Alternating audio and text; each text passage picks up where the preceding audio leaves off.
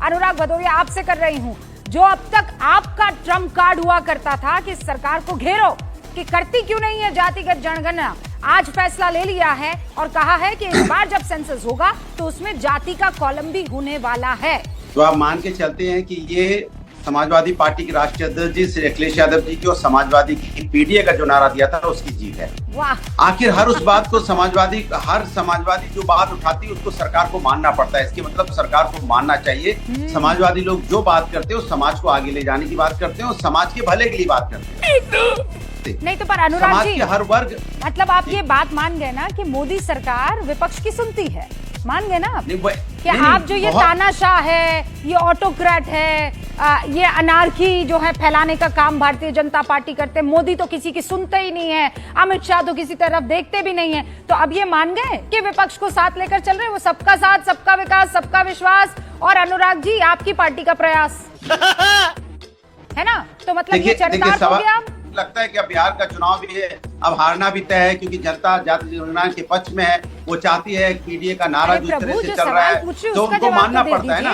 अब तो मान गए ना आप कि यहाँ पर एनआरकी नहीं है, अब तो मान गए आप ना कि ये देश जो है सबको साथ लेकर चल रहा है, पीएम मोदी सबको साथ लेकर चल रहे हैं, आपके पीडीए का नारा, आपके एकदम लगते जिगर पीडीए आपने कहा और मोदी ने मान लिया। यही तो कह रहे थे। अब देखो हर्षवर्धन जी आज उनके स्वर बदले मिलेंगे, आज हमारे स्वर में स्वर मिलाएंगे। अच्छा, अब देखिए अनुराग जी, तो चूंकि आपने इतना मुस्कुरा कर बोला है तो मैं भी आपको मुस्कुरा कर ही जवाब दूंगी और हर्षवर्धन जी से भी कहूंगी कि मुस्कुरा कर ही जवाब दें, क्योंकि हर बार ये होता है कि आप पर्सनल होते हैं, फिर सामने वाला पर्सनल होते हैं तो फिर आप रूठ जाते हैं। आप क्रोनोलॉजी समझ लीजिए। हमारे यहाँ राजस्थान में कहते हैं, हमारे यहाँ राजस्थान में कहते हैं कि फिर क्या होता है कि घूंघट निकाल दिया जाता है कि जाओ अब मैं तुमसे बात नहीं करूंगी, तो ये वाला फिर आप सीन जो है मत क्रिएट कीजिएगा। आप चूंकि नहीं अच्छी बातें कीजिए, बात करेंगे। हाँ तो अरे भाई देश के समर्थन में तो हर कोई बात कर सकता है। हर्षवर्धन त्रिपाठी जी, निजी तौर पर मैं पहले भी कहता रहा हूँ, फिर दोहरा रहा हूँ, जाति गिनने से न कोई लाभ होने वाला है न किसी को बहुत हानि होने वाली। अब भदौरिया जी को भ्रम है कि राजपूतों को नुकसान हो जाएगा, या मैं कहूं कि ब्राह्मणों को नुकसान हो जाएगा, या विवेक जी कहें कि कायस्थों को नुकसान हो जाएगा, तो मुझे लगता है जिसको जो नुकसान और जो लाभ होना था वो सब हो चुका है। किसी जाति पार्टी को लाभ होगा क्या? तो जितना लाभ लालू प्रसाद यादव और मुलायम सिंह यादव और उनके वंशजों को मिलना था वो मिल चुका है। इसके आगे कुछ मिलेगा क्या? नाइस। क्या चाहिए अनुराग? जेपीसी चाहिए, यूसीसी लेके नहीं जेपीसी चाहिए, ड्राफ्ट लेके आइए, जेपीसी चाहिए। You want JPC? No, what do you want? आपने वक्त की जेपीसी नहीं मानी, अब मानते क्या हो?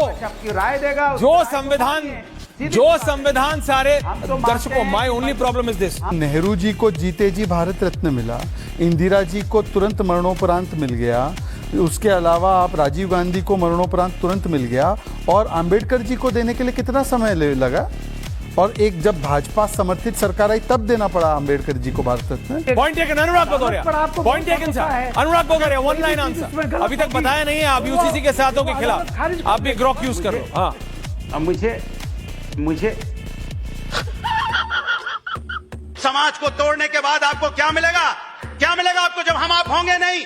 किस पे शासन करने के लिए आप जिंदा रहोगे? किसके ऊपर रूल करोगे आप? जब ये मोहब्बत खत्म हो जाएगी, आपस का भाईचारा खत्म हो जाएगा, इंसानियत खत्म हो जाएगी, कोई एक दूसरे को देखना पसंद नहीं करेगा, सब नफरत की आग में जलेंगे, किसके ऊपर राज करना चाहोगे आप? लाशों पे राज करोगे? सन्नाटे में राज करोगे? पेड़ पौधों पे राज करोगे? कम से कम इंसानियत जिंदा रहने दीजिए, लोकतंत्र जिंदा रहने दीजिए, मानवता जिंदा रहने दीजिए, तभी राजपाट भी चलेगा, वरना ये राजपाट किसी काम का नहीं होगा। डोकले की औलाद ये कौन सी फिल्म लाया है? 36 सीटें होती हैं जीतने के लिए, 36 वोट। जया बच्चन जी को 41 वोट अलॉट किए, रामजीलाल सुमन जी को 40 वोट अलॉट किए, और ये तो तीसरा हार नहीं आना था। इसीलिए कहना चाहता हूं एक लाइन में कि नई उम्रों की खुद मुख्तारियों को कौन समझाए, इन दोनों युवाओं के लिए, दोनों लड़कों के लिए, कि नई उम्रों की खुद मुख्तारियों को कौन समझाए, कहां से बच के जाना है, कहां जाना जरूरी है, उसे एहसास करने का सलीका ही नहीं आता, जो कहता है खुदा है तो नजर आना जरूरी है।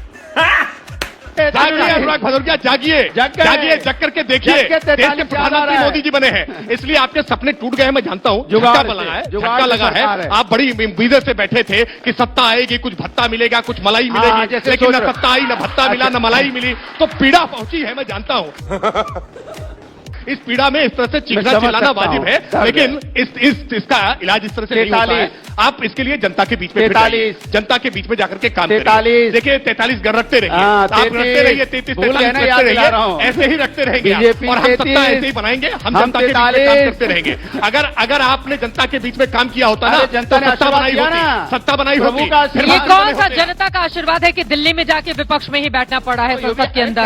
मतलब इतना ढोल बजा के बताया जा रहा है जनता का आशीर्वाद है, लेकिन दिल्ली की जिस गद्दी के लिए लड़ाई थी वहां तो विपक्ष में ही बैठ रहे हैं ना। अनुराग भदौरिया जी, बंद करो हाथ जोड़ के। मैं गरीब गुरबा का परिवार, लालू प्रसाद यादव जी आज सबसे अमीर परिवार, शॉपिंग मॉल हो गया, बड़े बड़े वो हो गए, फार्म हाउस हो गए दिल्ली में।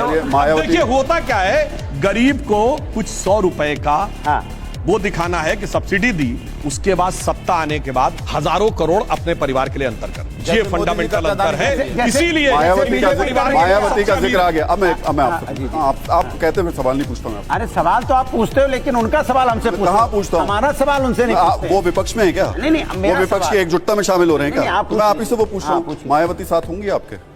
अभी तो तय होगा, अब उसमें राष्ट्रीय नेतृत्व तय करेगा। भाई वो हमारे विपक्ष में बहुत लोग हैं, जिसको आना होगा वो आएगा। को मजबूत करने के लिए 23 जून को इन सारे लोगों का भी एक मीटिंग हो रही थी पटना में, उसमें भी एक डिफेंस डील थी। क्या डिफेंस डील थी?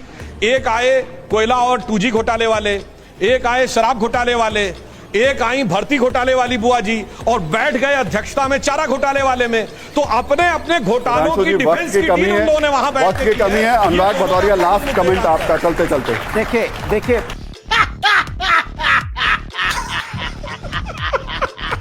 दोस्तों, समाजवादी पार्टी के प्रवक्ता अनुराग भदौरिया की इंसल्ट का सिलसिला तो बहुत पुराना है। पहले आपको याद होगा समित पात्रा अनुराग भदौरिया के बजा देते थे, रूबिका लियाकत भी अभी बजाती है, और साथ में सुधांशु त्रिवेदी भी अनुराग भदौरिया के घनघोर बेइज्जती करते हैं। अभी जिस तरह से कश्मीर इंसिडेंट के बाद जो कुछ भी हुआ, उसमें आपने देखा कि अनुराग भदौरिया की ये मानने से इनकार कर दिया कि इधर